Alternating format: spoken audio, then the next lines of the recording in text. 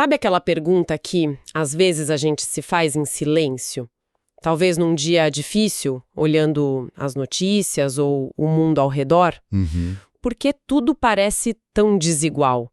Por que uma criança nasce num palácio com acesso a tudo, saúde de ferro? Enquanto outra, no mesmo segundo, abre os olhos na miséria absoluta, né? Exato. Talvez já carregando uma doença congênita. Se a gente parte da ideia de uma vida só, um começo e um fim, como é que se encaixa essa aparente loteria do berço na ideia de um universo justo? A conta simplesmente não fecha. Não fecha. É o paradoxo que atormenta a filosofia e a religião há séculos. E é exatamente para investigar uma das respostas mais estruturadas para essa questão que estamos aqui hoje. E qual seria essa resposta? A nossa análise vai mergulhar fundo na lógica por trás da reencarnação. Não como uma crença cega, mas assim como um sistema que se propõe a explicar por que sofremos. Como essas desigualdades podem ter um propósito justo? Um propósito justo e, acima de tudo, pedagógico. E para fazer essa análise, nossa fonte é um marco, né? O Livro dos Espíritos, de Allan Kardec. É a obra que basicamente codificou o que hoje conhecemos como doutrina espírita. Estamos indo direto na origem dessa linha de pensamento. Isso. A missão aqui é entender a engrenagem desse raciocínio e ver como ele tenta resolver esse aparente caos da condição humana. Sugerindo uma justiça que opera numa escala muito maior que a de uma única vida. Certo, então vamos mergulhar de cabeça no problema, porque é aqui que a coisa aperta. Se a gente assume que só temos essa vida... O software de cada pessoa começa a rodar no nascimento. Exato. E aí, a fonte nos joga numa encruzilhada com só duas saídas, não tem para onde correr. A primeira, as almas de todos nós são criadas iguaizinhas no momento em que nascemos. Ok. Vamos parar para pensar nisso. Se todo mundo partisse do zero, com a mesma, digamos, configuração de fábrica. Sim. Como explicar as diferenças gritantes que a gente vê desde o berçário? Porque um menino de 3 anos senta ao piano e toca melodias complexas, quase que por instinto. Enquanto o outro leva anos para aprender o básico. Pois é. Ou porque algumas crianças demonstram uma compaixão, uma bondade que parece inata. E outras revelam instintos agressivos, difíceis de lidar, mesmo vindo de lares amorosos. Se o ponto de partida fosse o mesmo, essas diferenças tão radicais não fariam muito sentido. Não fariam. Entendi o argumento do livro. Mas alguém mais cético poderia dizer que essas aptidões inatas podem ser explicadas pela genética, pelo ambiente, coisas que a ciência hoje explora. Essa é uma ótima questão. A fonte não nega a influência da genética ou do meio, que são as ferramentas do corpo físico. A questão que ela levanta é sobre a origem da alma. Do ser pensante, da individualidade. Isso.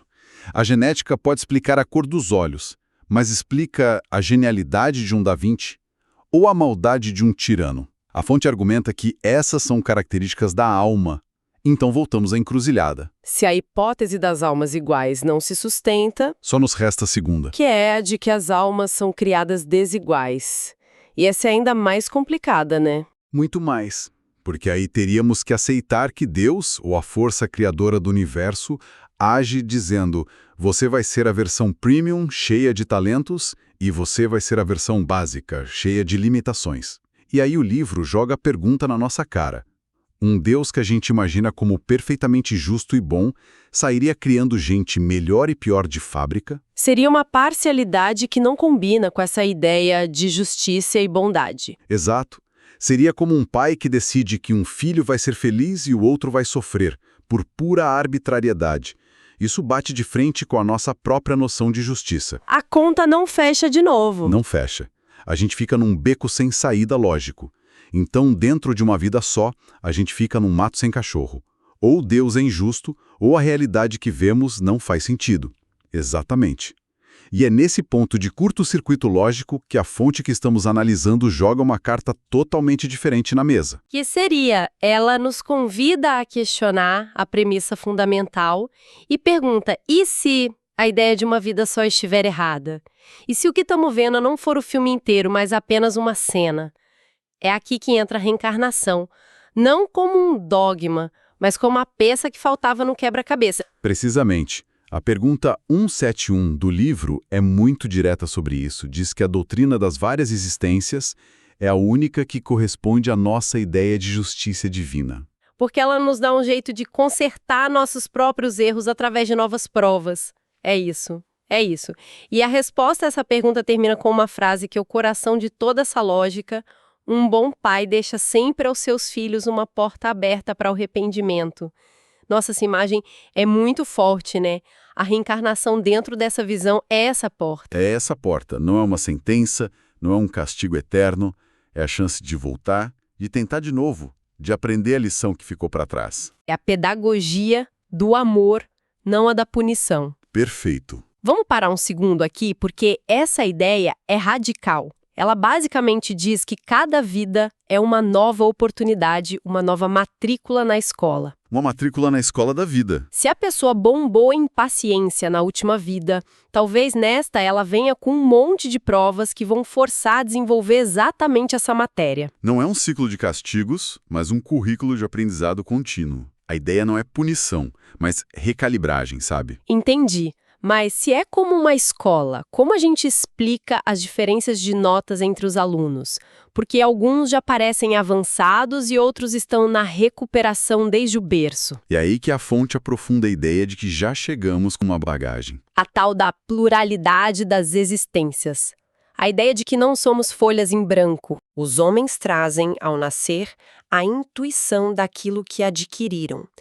Isso é muito interessante. A grande sacada aqui é que, segundo essa visão, ninguém é genial por acaso. Um Mozart não seria um presente aleatório de Deus. Mas sim uma alma que passou séculos, talvez milênios, praticando e vivendo a música em outras vidas. Exatamente. O talento deixa de ser um dom e passa a ser um currículo espiritual. Isso muda tudo.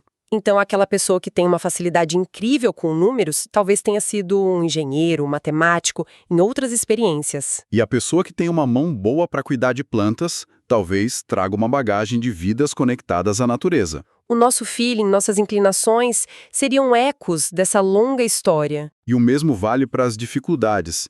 Se hoje eu luto contra o orgulho, é provável que eu tenha cultivado esse orgulho em outras épocas. E agora, a vida, como uma professora dedicada, me coloca em situações para trabalhar a humildade. Exatamente. Se luto contra a avareza, talvez eu tenha experiências de perda para aprender o desapego. A justiça, nesse contexto, é dar a cada um a lição exata de que precisa. Não é sobre o que a gente merece como prêmio ou castigo. Mas sobre o que a gente precisa para aprender. Ok, mas isso nos leva a um ponto delicado. Muita gente ouve reencarnação e pensa logo em karma, no sentido mais pesado. Se a pessoa é pobre hoje é porque foi um rico malvado na vida passada. Sim, essa visão pode levar a um conformismo perigoso. Ou a julgar o sofrimento alheio, né? Com certeza. E esse é um dos maiores equívocos e a fonte se esforça para corrigir isso. A visão não é determinista. Pelo contrário, é focada no aprendizado. E no progresso. A pergunta 167 é cristalina. A pergunta é: qual é o objetivo da reencarnação? E a resposta não é punição ou pagamento de dívidas. A resposta é expiação, melhoramento progressivo da humanidade. Sem isto, onde estaria a justiça? As palavras-chave são expiação e melhoramento progressivo. A gente costuma associar a expiação a algo ruim, a sofrer para pagar. Mas, pelo jeito, o sentido aqui é outro. É muito mais amplo. Expiação aqui não é vingança, é reparação. É o ato de corrigir um erro, de reconstruir o que foi quebrado. Mas o objetivo final não é o sofrimento da reparação em si. Não, o objetivo é o melhoramento progressivo. A dor e a dificuldade não são o fim da linha, são a ferramenta pedagógica. É como a fisioterapia. Dói, é difícil, mas o objetivo não é a dor, é a recuperação do movimento, é o fortalecimento. Essa analogia é excelente. Então, a expiação é a fisioterapia da alma. E as provas da vida são os exercícios que o fisioterapeuta divino nos passa para curar nossas lesões morais. Lesões como o egoísmo, o orgulho, a inveja. E a fonte sugere que isso é quase matemático. Não é vingança, é consequência pedagógica. Como assim? Imagine alguém que foi um tirano e abusou do poder. Na próxima vida, essa pessoa pode nascer numa situação de completa impotência. Não para pagar na mesma moeda? Não. Mas para sentir na pele a importância do respeito, da liberdade e da empatia. A lição é vivencial, não teórica. É um aprendizado pelo sentir. Faz sentido. Não adianta só ler num livro, não seja orgulhoso. A vida te coloca numa situação em que você precisa pedir ajuda, em que depende dos outros, e aí você aprende a humildade na prática. Não como uma punição, mas como um método de ensino extremamente eficaz, ainda que doloroso. Perfeitamente. O objetivo final é sempre o crescimento. A justiça, nessa ótica, não está em condenar, mas em oferecer infinitas oportunidades de aprendizado. Até que a lição seja finalmente compreendida e integrada à nossa essência. Isso. E o sofrimento, que parecia um absurdo, se transforma numa ferramenta de evolução. Deixa de ser um ruído aleatório no universo. Para se tornar uma nota, ainda que grave, numa sinfonia com um propósito muito maior. Exato. Então, fazendo um resumo do que a gente explorou, a ideia da reencarnação oferece um modelo lógico onde as desigualdades não são acidentes cruéis, nem sinais de um Deus parcial.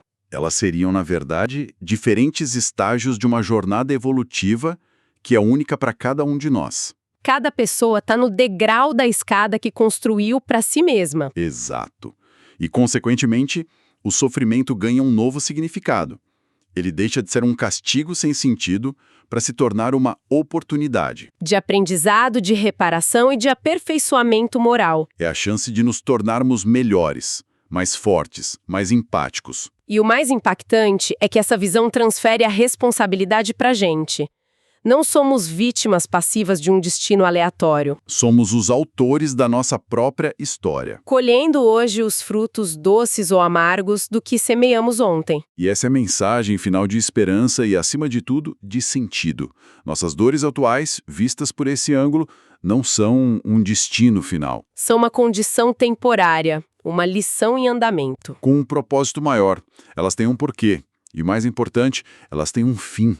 Compreender isso pode dar mais força para encarar as dificuldades. Não com resignação passiva. Mas com a coragem de um aluno que sabe que a prova difícil de hoje é o que vai garantir sua aprovação amanhã. O fardo se transforma numa tarefa, a vida se transforma numa missão de autoconstrução. Fica aqui então uma reflexão para a gente levar. Se nossas aptidões e desafios de hoje são os ecos de um passado que nós mesmos escrevemos, que tipo de futuro estamos escrevendo agora, neste exato momento? Com cada escolha, cada palavra, cada gesto. Quais sementes estamos plantando? Isso. Que aprendizados, virtudes e conhecimentos estamos cultivando hoje que poderão florescer como talentos e forças numa próxima etapa da nossa jornada. A responsabilidade pelo nosso amanhã, ao que tudo indica, está inteiramente em nossas mãos hoje.